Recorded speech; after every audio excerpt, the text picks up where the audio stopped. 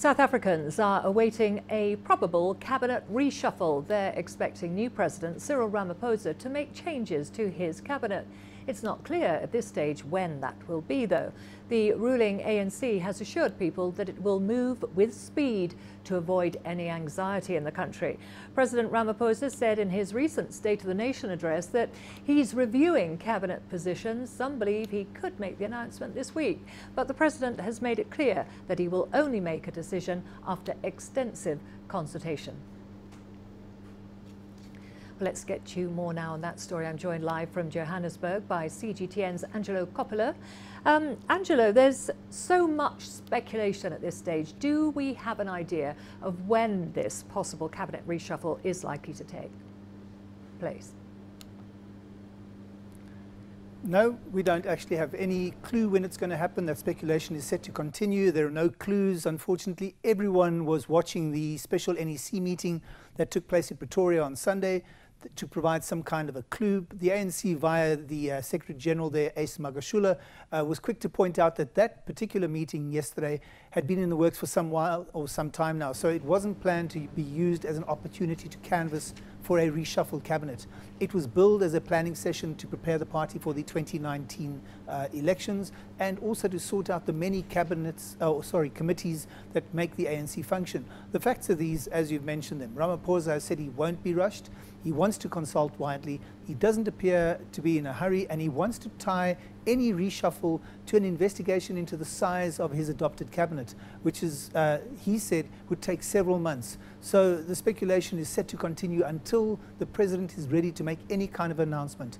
But we do know for certain that it's unlikely that the current president will reshuffle his cabinet in the same way as his predecessor did. That was doing it in the middle of the night without consulting anybody at all. Karen? Okay, so we still don't know when that's likely to be, but who's being touted to take the key positions in the cabinet?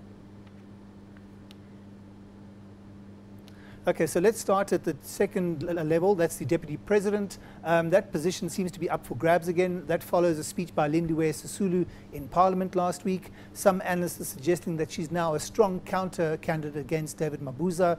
It's still uncertain why Mabuza hasn't been appointed yet. And this is after he appeared to switch sides from the Dlamini Zuma camp to the Ramaphosa camp during those December elective conference meetings that happened.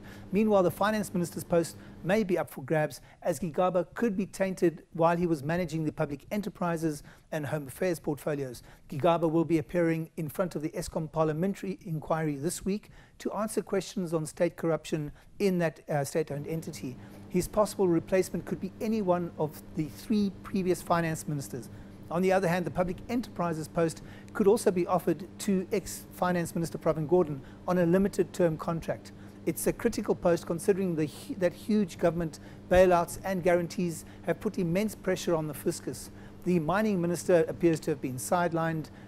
That was by the president last Sunday over the disputed mining charter, but no names have emerged just yet to fill that important ministry. Again, analysts are speculating, and we'll have to wait until the president is ready to talk. Karen? And what's likely to happen to those allies of former President Jacob Zuma who are currently holding cabinet positions?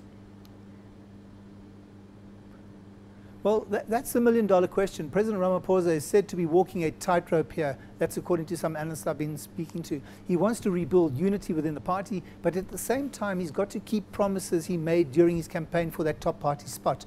So he's got to be careful about throwing out those Zuma acolytes, and at the drop of a hat, of course, and replacing them with other Zuma supporters or even his own supporters. On the other hand, he's got to show the ANC members and voters generally that the party has their best interests at heart so that they will vote for them come 2019.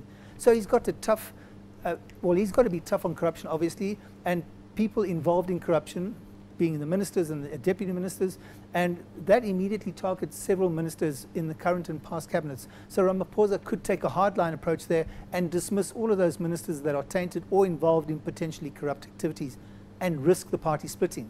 But that seems unlikely at the moment based on his current delaying tactics. Karen? Okay, a bit of a fine line to toe there.